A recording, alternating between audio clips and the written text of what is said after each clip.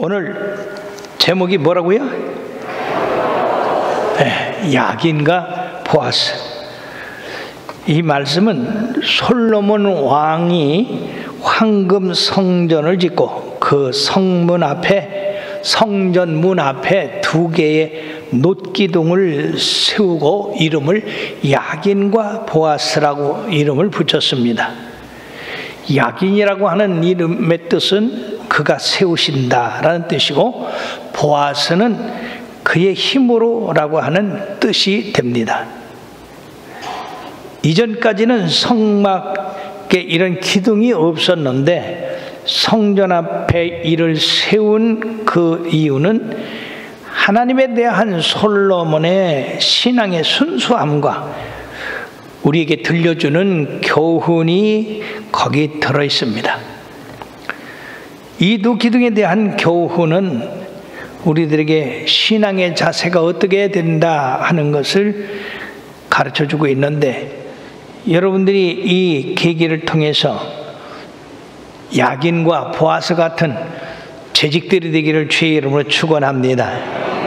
먼저 솔로몬의 2 놋기둥을 건축한 것은 어디에 세웠나? 낭실 출입 문 앞에 세웠다는 것입니다. 저 성전이 세워진 그 앞에 지금 2 기둥이 보이죠? 그래서 성전에서 오른쪽을 야긴이라 하고 왼쪽 기둥을 보아스라고 그렇게 이름을 붙였습니다. 저 기둥을 보기는 조금 빈약한 것 같습니다만은 이게 기둥이 적은 기둥이 아니에요. 우리들이 이렇게 생각하는 그런 기둥이 아닙니다. 야긴이라고 하는 성전에서 오른편에 있는 저 기둥의 높이가 약 9m, 9m, 여가 12m니까 약 3m 아래에 이렇게 기둥이 섰다고 생각하고, 그 다음에 이 기둥의 두께가 얼마냐면 이 둘레가 6m니까 적어도 키 큰 사람 1.9m 정도의 그 지름이에요. 그러니까 제가 이렇게 손을 벌려도 안 닿는 정도의 그 기둥 크기입니다. 그러니까 엄청나게 큰 거죠. 이런 기둥을 세워놨는데 그 위에는 석류, 백합화 형상의 모양으로 또 둘렀습니다. 오늘날 이 기둥이 없어졌기 때문에 정확하게 어떻게 세워졌다 그 모양 전체를 알 수는 없지만은 어쨌든 기둥이 9m고 그리고 폭이 1.9m 정도, 즉 2m 정도 되는 그런 큰 놋기둥이었다 하는 것입니다. 솔로몬이 이 2 놋기둥을 통해서 성전 및 다윗 왕가를 세우고 지탕에 나가는 분은 오직 하나님뿐이라 하는 표현을 하고자 이 기둥을 세웠다고 생각을 합니다. 그리고 놋으로 만든 것은 놋이 영구적인 것을 상징하듯이 하나님의 성전이 영원히 존립하기를 기원하는 그의 신앙이 반영되어 있다고 보는 것입니다. 그럼 이 2 놋기둥의 의미는 뭐냐? 하나님 성전의 영원성을 기원하고 있다고 하는 겁니다. 야긴, 그가 세우셨다. 즉 하나님이 세우셨다. 다윗 왕가의 언약과 그의 관계에서 자주 등장하는 단어입니다.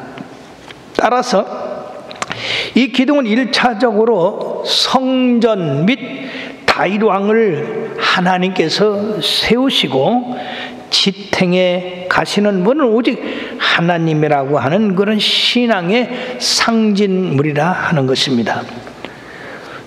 두 번째 보아스, 그 힘의 능력이라고 하는 뜻인데, 즉 하나님이 성전을 세우시고 다윗 왕가를 세우시고 그 힘과 능력을 주신 분은 하나님이시다. 이것을 반영하기 위해서 이 두 기둥을 세웠다고 했습니다. 그러므로 이 두 기둥은 이스라엘 왕들로 하여금 그들이 오직 하나님에 의해서 세움을 받았다. 또 오직 하나님 안에서만 능력으로 행할 수가 있다. 이것을 갖다가 나타내는 기념비가 되겠습니다.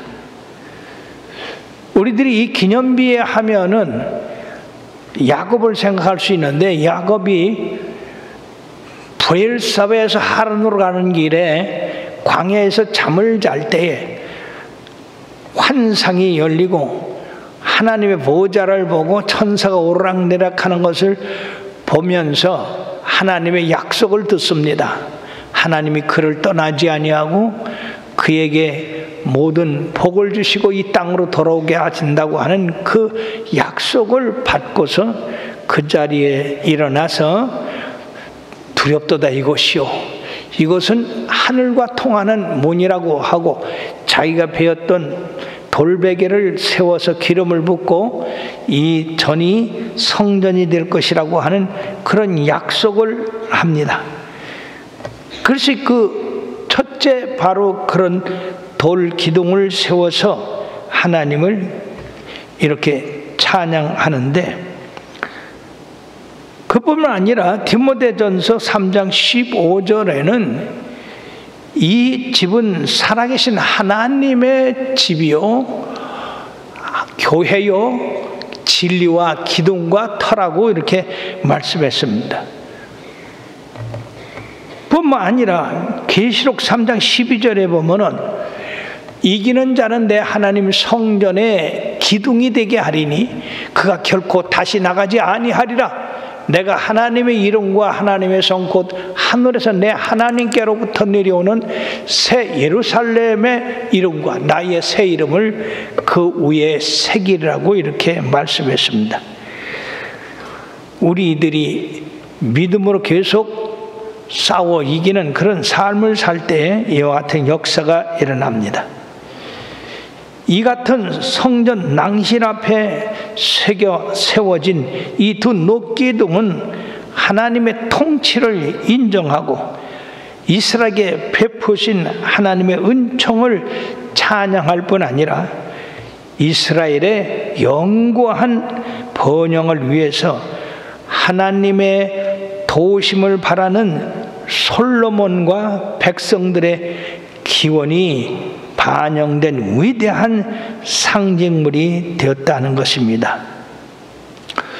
우리 하나님께서는 요단강을 건넌 다음에 그 요단강 가운데에다 12돌을 취해서 기둥을 세우게 하시고 또 건너서 요단강 건너편에 또 12돌을 세워서 기념하게 하셨는데, 이와 같은 기념하는 일들이 많이 있었다 하는 것입니다. 그러면 이 기둥을 통한 교훈은 어떤 것이나, 하나님은 다윗을 통해서 하나님의 성전을 지으셨을 뿐 아니라 다윗의 후손이 예수 그리스도를 통해서 황금전보다도 더 나은 살아있는 성전을 세우셨다고 하는 것입니다. 그것은 바로 성령을 통해서 하나님께서 직접 사시는 성도의 몸이라 하는 것입니다. 고린도전서 6장 19절의 말씀을 보면 너희 몸은 너희가 하나님께로부터 받은 바 너희 가운데 계신 성령의 전인 줄을 알지 못하느냐. 너희는 너희 자신의 것이 아니라 바로 값으로 산 하나님의 자녀라고 이렇게 말씀했습니다.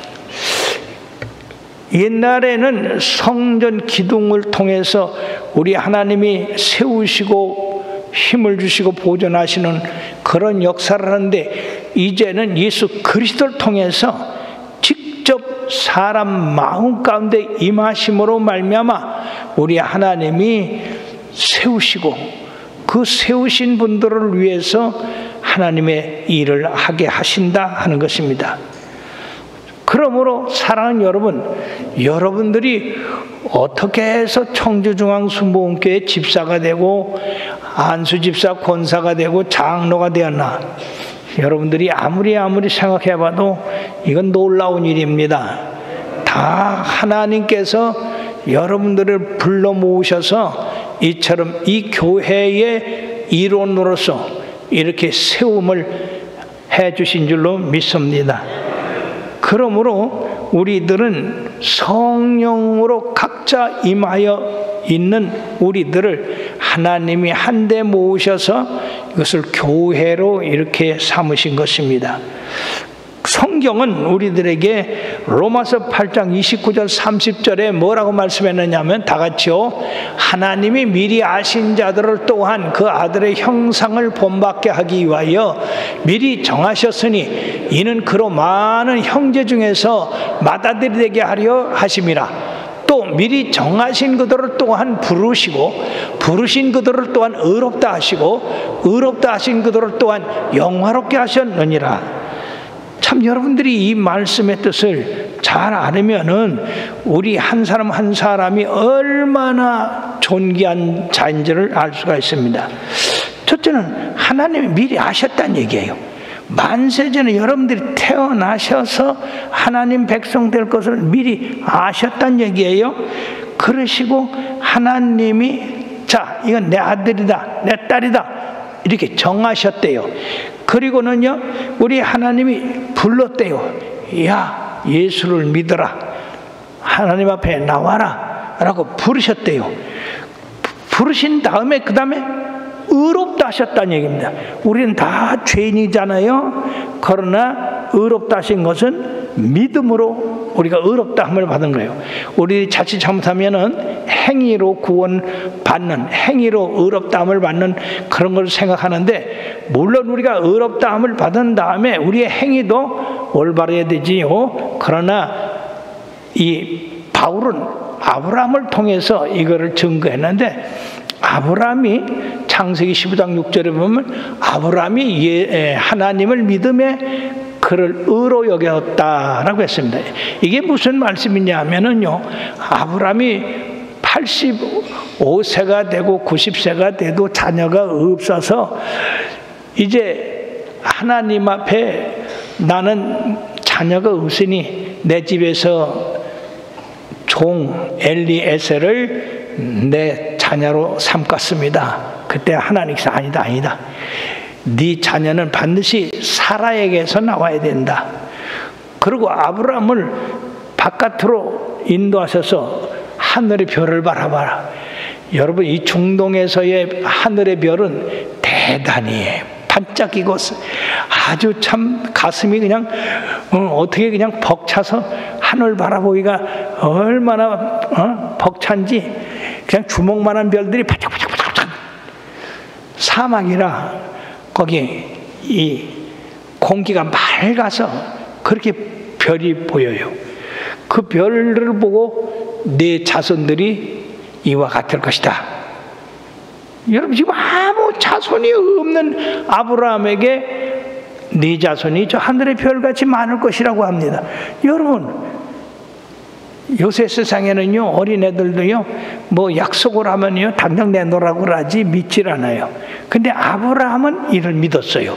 아, 지금은 내가 자손이 없지만 앞으로 하나님께서 사라를 통해서 내 자손을 저렇게 많게 하신다고 한단다.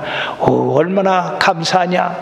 오, 내 자녀들아, 야, 하나님을 찬양하다라고 아마 소리 외쳤을 것입니다. 그것을 하나님을 믿는 믿음으로 생각하고 의로 여기셨다는 겁니다. 그러므로 이거는 율법이 생기기 430년 전입니다. 하나님을 믿는 믿음으로 말미암아. 그렇다고 해서 아브라함이 그 행위가 모두가 다 의로우냐? 그렇지 않습니다.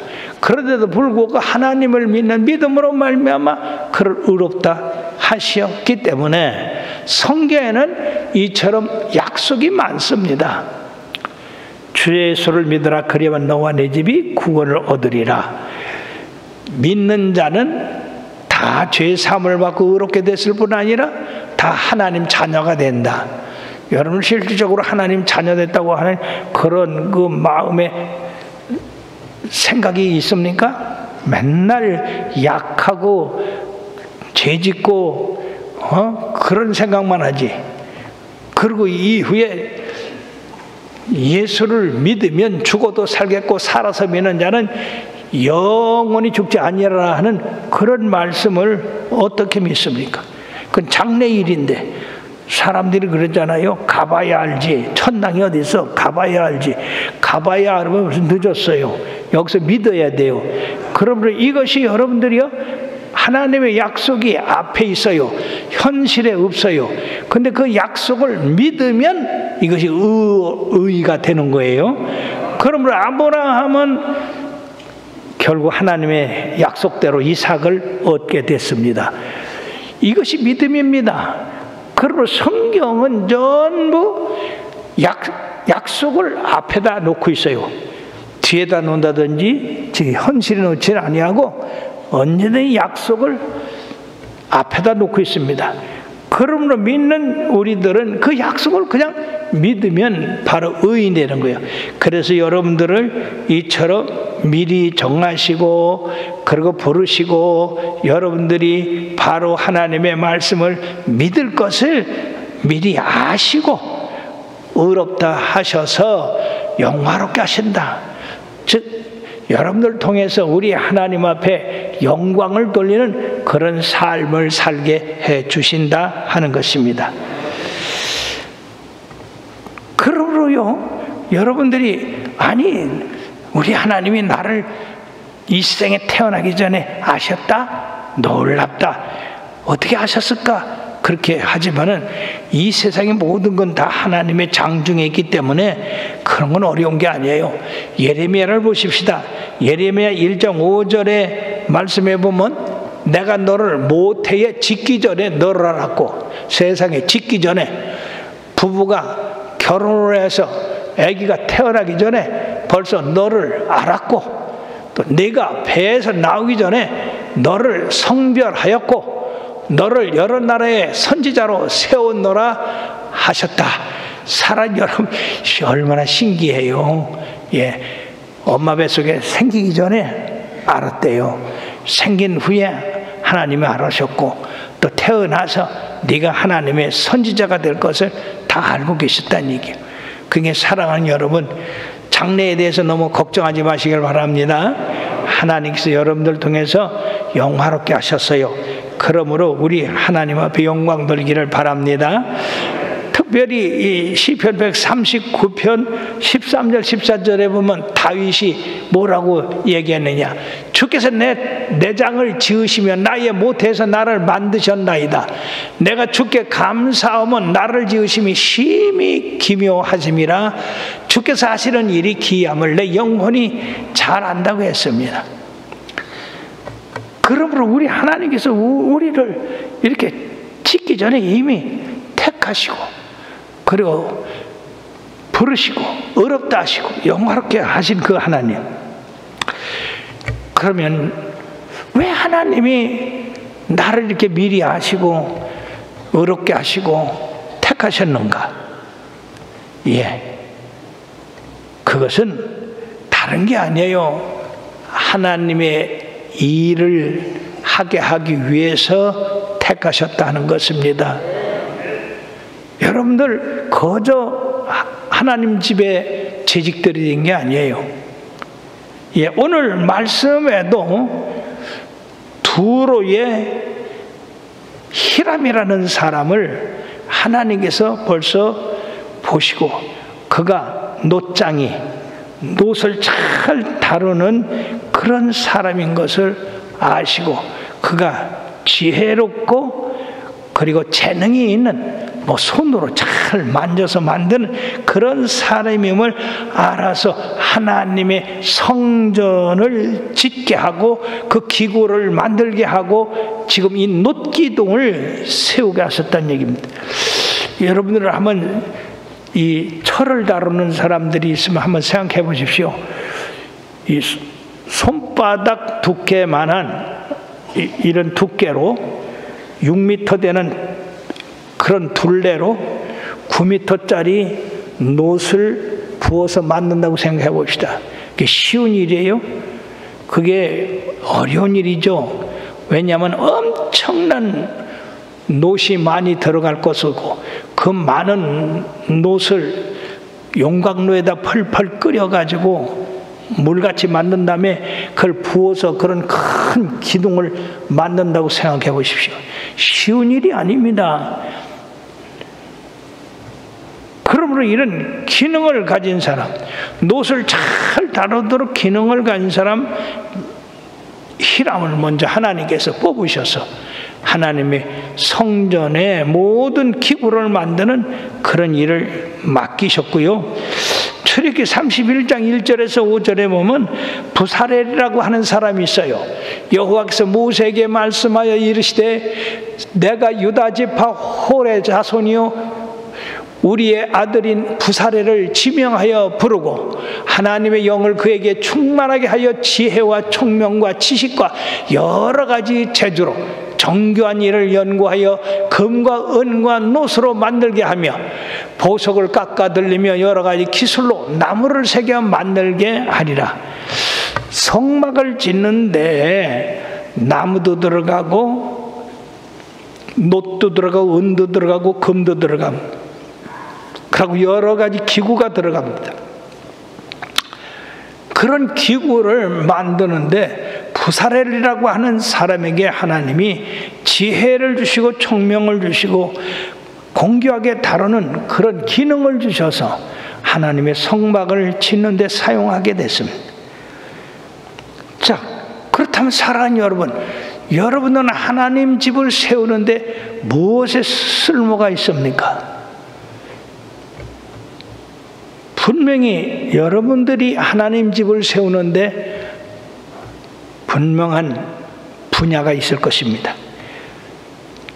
바울 사도는요, 하나님 집을 심히 핍박했던 사람이에요.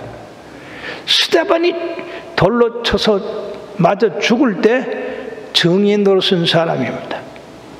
교회를 부수고 교인들을 감옥에 갖다 가두고 죽이는데 찬성한 그런 악인이었었습니다. 그러므로 디모데전서에 보면 나는 죄인 중에 괴수라고 한 거예요. 왜? 교회를 비박하고 폭행하고 그러한 사람이었기 때문에. 그렇지만은 하나님이 말이에요, 그를 쓰시려고 다메섹 도상에서 그 악한 사울을 만나서 변화시켜 주셨습니다. 사울아 사울아 네가 어찌하여 나를 핍박하느냐? 주여 니시나이까? 나는 네가 핍박하는 예수라. 참 얼마나 놀라운 일이요. 이 세상에서 잘난 사람 얼마나 많이 있어요. 그 사람들이 잘난 척하는 그것이 정말로 하나님이 보시기도 잘난 건지 생각해 봐야 되는 겁니다.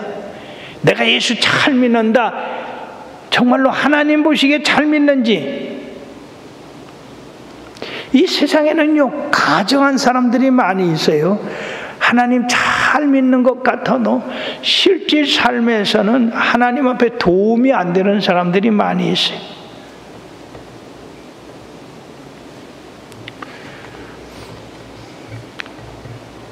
하나님은 사울을 변해서 바울로 쓰기 위하여, 그러므로 사도행전 9장 15절의 말씀에 보면요, 주께서 이르시되 가라, 이 사람은 내 이름을 이방인과 임금들과 이스라엘 자손들에게 전하기 위하여 택한 나의 그릇이라. 하나님이 그를 택해서 하나님의 일을 행하도록. 여러분, 아무나 왕 앞에 서고 아무나 높은 사람 됐습니까? 그러나 이 바울은요, 학문이 높은 사람입니다. 언변이 좋은 사람이, 또 출생이 훌륭한 사람.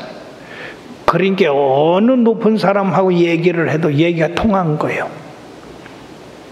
그러니까 그런 사람들 예수 믿게 하기 위해서, 예수를 전도하기 위해서 이런 훌륭한 바울을 택하신 것이다 하는 것입니다. 우리 하나님도 여러분들을 하나님 나라에 적당하게 쓰시기 위해서 부르신 줄 여러분들이 알아야 돼요.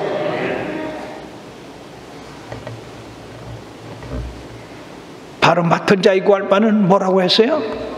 충성이라 했습니다. 이 충성은 죽도록 그 일에 몰두하는 것을 말하고 있습니다. 그 충성으로 말미암아서 우리 하나님이 열매를 맺고 그 열매를 통해서 영광을 거두시게 하는 것입니다.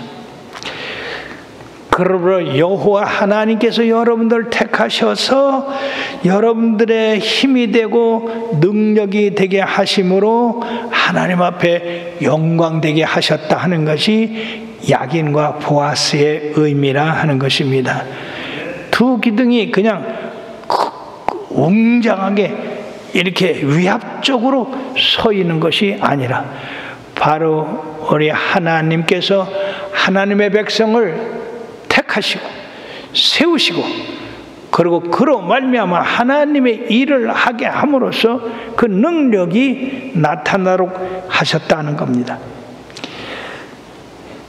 이스라엘 백성을 출애굽할 때에 하나님께서는 낮에는 구름기둥, 밤에는 불기둥으로 보이셨는데 이것이 바로 야긴과 보아스가 아니었나. 자, 출애굽기 13장 21절 22절에 보면 여호와께서 그들 앞에서 가시면 낮에는 구름기둥으로 그들의 길을 인도하시고 밤에는 불기둥으로 그들에게 비추사 낮이나 밤이나 진행하게 하셨으니 낮에는 구름기둥 밤에는 불기둥이 백성 앞에서 떠나지 아니했다고 말씀했습니다. 그렇습니다. 우리가 예수 그리스도를 믿는 믿음으로 담대히 전진할 때에 하나님의 성실하심과 하나님의 영원하심과 하나님의 찬양을 받으시게 된다 하는 것입니다. 사랑하는 여러분들이요, 성전 앞에 세우신 두 놋기둥, 야긴은 나의 삶은 우리 하나님께서 세우셨다 그 의미에 따라합시다. 나의 삶은 하나님께서 세우셨다. 하나님께서 세우셨다. 그러게 여러분들 두려워할 것도 없고 머뭇거릴 것도 없습니다. 하나님을 의지하고 담대히 나가시면 됩니다. 두 번째 보아스는 나의 힘이 그에게 있도다. 즉 나의 힘과 능력이 하나님 앞에 있다. 따라합시다. 나의 힘이 하나님 앞에 있다. 나의 능력이 하나님 앞에 있다. 그러므로 세우시고 우리에게 능력 주시고 우리와 함께 하신 그 이유는 다른 것이 아닙니다. 우리 하나님 앞에 영광 돌리기 위해서 그렇게 하신 것이다 하는 것입니다. 그러므로 사랑하는 여러분, 여러분들이 하나님 앞에 서 있다고 하는 그 자세를 잊지 마시기를 바랍니다. 하나님 앞에 서 있는 사람은 하나님의 일을 해야 되죠. 하나님 앞에 영광을 돌려야 돼요. 참으로 예레미야 48장 10절을 말씀을 여러분들에게 일러드리겠습니다. 여호와의 일을 게을리하는 자는 저주를 받을 것이요 자기 칼을 금하여 피를 흘리지 아니하는 자도 저주를 받을 것이니라. 무서운 말씀입니다. 따라합시다. 여호와의 일을 게을리하는 자는 저주를 받을 것이요 자기 칼을 금하여 피를 흘리지 아니하는 자도 저주를 받을 것이로다. 바로 사울 왕이 그런 사람 아니었습니까? 아멜렉을 진멸하라 했는데 진멸하지 않았습니다. 그리고 아각 왕을 사로잡아 오고 살진 소도를 끌어왔습니다. 그러므로 사무엘 선지자가 왕이 하나님의 마음을, 하나님의 명을 어겼으므로 하나님이 왕을 버리셨다고 했습니다. 무서운 말씀이에요. 여러분들은 지금 재직회를 해도 나오지도 않고, 어떤 일을 한다고 해도 관심도 없고, 과연 여러분들 이 자리에 참석한 분들은 물론 하나님이 세우셨고 하나님의 능력 주셔서 하나님의 일을 한다고 생각할지 모르나, 이 얘기는 이 자리에 참석하지 않은 사람들이 들어야 될 거죠. 하나님의 일을 게을리하는 자는 저주를 받는데요. 얼마나 무서운 일이에요. 자기 칼을 금하여 피를 흘리지 않는 자도 저주를 받는데요. 직분 줬는데 3년이 가도록 교회 한 번도 안 나오는 사람 숱하게 많습니다. 지금 이제 출석을 불러서 여러분들 몇 명 나오는지를 보겠습니다만은 1월 달에도 안 나왔고 지금 7월 3일에도 안 나왔고 하는 사람이 반 이상 넘을 거예요. 그럼 왜 집사를 왜 받아? 왜 직분을 받아? 내놓지. 전에 남자분인데 여자분은 열심히 나와. 근데 3년이 되도록 안 나와.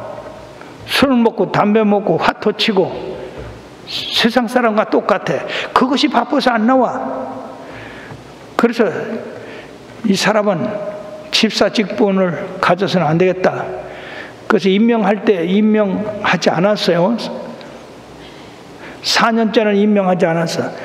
그러니까 이제 왜 연초에 그 교회 계획서 이렇게 내보낼 때 보니까 자기 이름이 빠졌네.